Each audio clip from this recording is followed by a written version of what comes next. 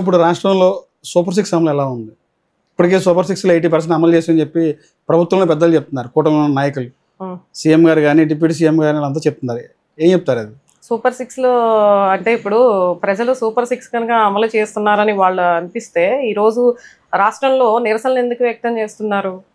ఈరోజు ప్రతి ఒక్కరు ఎందుకు ప్రశ్నించడానికి ముందుకు వస్తున్నారు?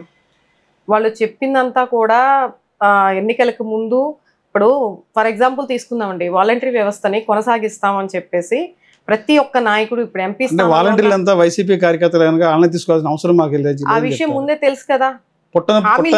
పుట్టని బిడ్డకి పేరేలా పెడతామని చెప్పి సాక్షాత్తు సాంఘిక సంక్షేమ మంత్రి చెప్తారు. సరే, అది ఇప్పుడు చెప్తున్నారు అధికారంలోకి వచ్చాక. కానీ అధికారంలోకి రాకముందు, ఎన్నికలకు ముందు మరి ఆ విషయం అప్పుడే తెలుసు కదా వాళ్ళకి.